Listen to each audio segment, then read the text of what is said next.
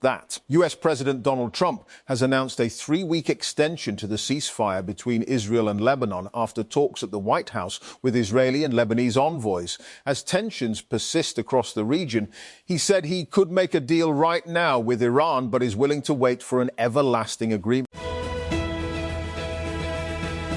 And when Donald Trump announced an extension of the ceasefire with Iran on Wednesday, the US president did not provide a deadline for the resumption of talks, simply saying the US would continue its near 1-week blockade on Tehran and wait for Iran's proposal for further talks. But he has another deadline to worry about, one coming up at home in the US Congress. And the Federal Investigation Agency, FIA, has launched a nationwide crackdown on money laundering, introducing stricter enforcement measures and new standard operating procedures to curb financial crimes.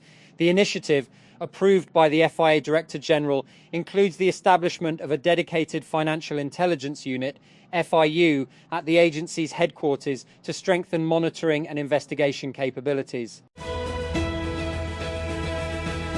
Karachi will face a water shortfall of around 250 million gallons per day, MGD, for 48 hours as work begins to connect a newly constructed transmission line with the existing network at the Dabaji pumping station. The Karachi Water and Sewerage Corporation, KWSC, said the final interconnection of transmission line number 5 will start on Saturday evening and is expected to be completed within 2 days. And in a landmark move for inclusivity, the Khyber Pakhtunkhwa Prisons Department has appointed its first transgender warder, marking a major step toward diversity in law enforcement. According to officials, Sobia Khan, also known as Bibo, has been recruited in Scale 7 under a designated quota for transgender individuals. And the government of Azad, Jammu and Kashmir has abolished the Friday weekly holiday in government offices, declaring it a full working day following approval from the president. According to a notification issued by the Services and General Administration Department, S&JD, the decision will take immediate effect across all government departments. And ingredients: K&N Thunder Fillet, 4 fillets. And Banu. An incident in the Domel area of Banu has left the community in mourning after 2 young men were abducted and later killed by unidentified militants on Thursday night. Police said the victims have been identified as Shafiullah, son of Shafi Gul, and Fahimullah, son of Bakhtamir. And security forces killed 22 terrorists in a joint intelligence-based operation, IBU in Khyber Pakhtunkhwa's Khyber district. Inter-Services Public Relations said on Friday. According to the ISPR on April 21, Tuesday, security forces and law enforcement agencies conducted a joint IBO in Khyber on the reported presence of terrorists. That. China's DeepSeek has unveiled the latest versions of its signature artificial intelligence-powered chatbot a year after its flagship model sent shockwaves through the global tech scene. The Chinese startup launched preview versions of DeepSeek V4 Pro and DeepSeek V4 Flash on Friday, as it touted its ability to go toe-to-toe with US rivals such as OpenAI and Google.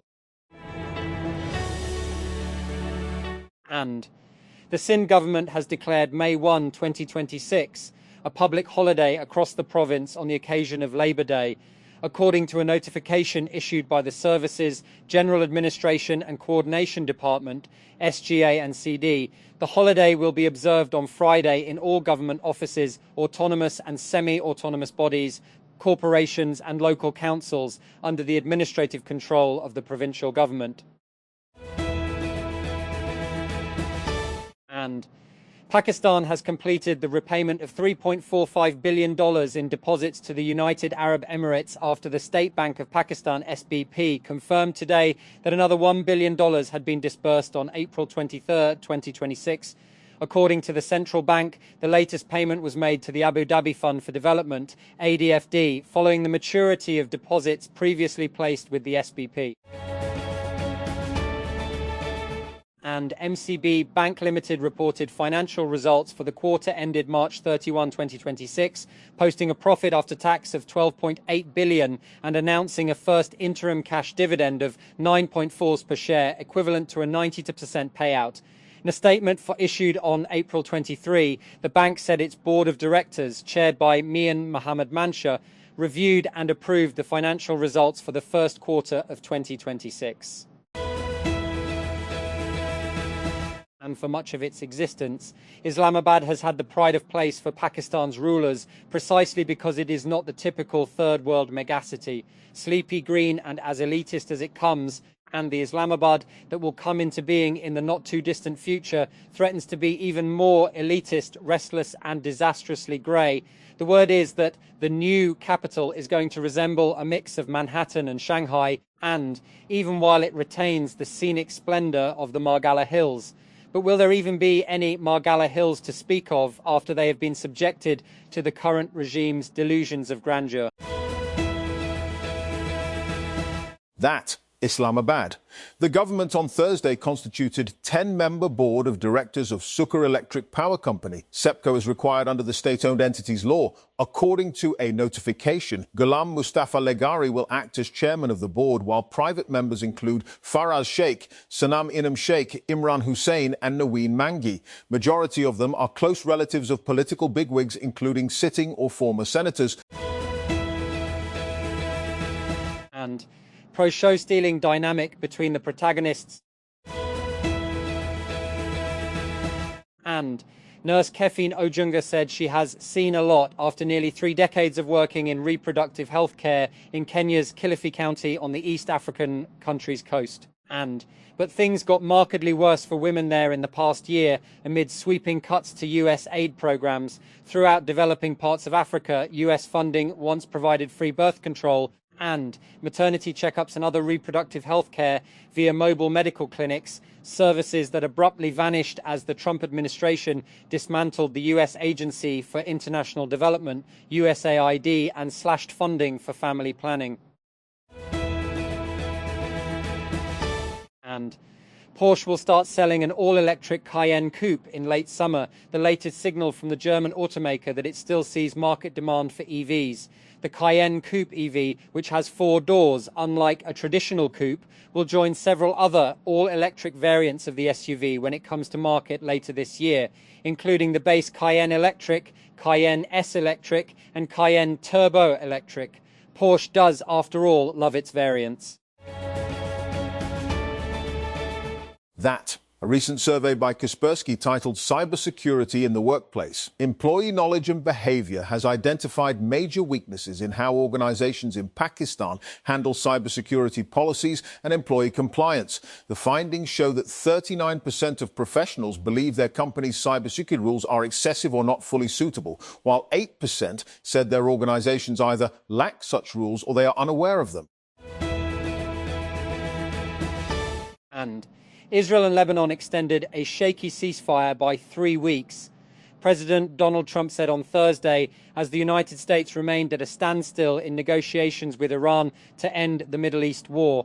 Trump announced the truce extension as he met with ambassadors of the 2 countries, and despite recent Israeli strikes in Lebanon and fresh rocket fire from Hezbollah, which was not part of the talks in Washington. And a US soldier faces charges for using classified information to bet on online prediction markets related to the US operation to capture former Venezuelan President Nicolas Maduro, the Department of Justice said Thursday. And US Army soldier Gannon Ken Van Dyke, 38, of Fayetteville, North Carolina, allegedly made over $400 and by using the online platform Polymarket to bet on outcomes related to US forces arriving in Venezuela's capital, Caracas, and deposing Maduro, an operation he helped plan and execute, according to justice officials. And among the many developments this month that Pakistanis can take pride in is the news that one of their own will soon be heading to space. 2 candidates, Zishan Ali and Khurram Daud, and have been selected for China's manned space program after clearing multiple rounds of selection procedures. They will be traveling to that country soon to start training. And One will eventually join a Chinese flight mission as a payload specialist and become the first foreign astronaut to board China's space station. The news has been celebrated in Pakistan, but China too seems equally excited about it. And the China Manned Space Agency has described it as a landmark event in the history of China's space industry, and has cited the Pakistani candidate's participation in its program as an example of Beijing's willingness to share its space development achievements with the international community. And both Prime Minister Shehbaz Sharif and China's ambassador to Pakistan, Jiang Zhaidong, feted the two candidates at PMO on Thursday. That Quetta. Balochistan Chief Minister Sarfraz Bugti has inaugurated the province's first research centre aimed at countering rising extremism in the province. The inauguration ceremony of Balochistan Centre of Excellence on Countering Violent Extremism was attended by Home Minister Mirzia Langovi, members of the Provincial Assembly, government officials and representatives of relevant institutions. And KH Uzdar. 4 people were injured when unidentified motorcyclists hurled a hand grenade at a shop in Kalat, police said on Thursday. According to police, the incident occurred late on Wednesday night in Kili Pandrani, where unknown assailants riding a motorcycle threw a hand grenade at a shop. The grenade exploded with a loud blast, injuring 4 individuals. That Beirut calls action a war crime, vows to seek international justice. Rights groups demand accountability, say intentional targeting of civilians is illegal. Attack overshadows new round of negotiations, Beirut 2. Lebanese leaders on Thursday condemned Israeli war crimes after an airstrike killed a journalist in the country's south, an attack that caused an uproar as it coincided with a new round of ceasefire talks between the two nations in Washington. And judges at the International Criminal Court on Thursday confirmed charges of crimes against humanity against former Philippine President Rodrigo Duterte for deadly anti-drug crackdowns he allegedly oversaw while in office. A 3-judge panel found unanimously there were substantial grounds to believe the ex-leader was responsible for dozens of murders, first as mayor of the southern Philippine city of Davao and later when he was president. And a US Special Forces soldier involved in the military operation that captured Nicolas Maduro has been arrested after he allegedly bet on the removal of Venezuela's former leader before the information was publicly available. The US Department of Justice, DOJ, has charged Gannon Ken Van Dyke after he allegedly made trades on Polymarket, a crypto-powered platform, on the basis of classified information. And Meta will cut thousands of jobs next month as it spends more than ever on artificial intelligence AI projects. The company told employees in a memo on Thursday that it planned to cut 10% of its workforce, roughly 8,000 staff. It said it would also not fill thousands more open jobs it had been hiring for.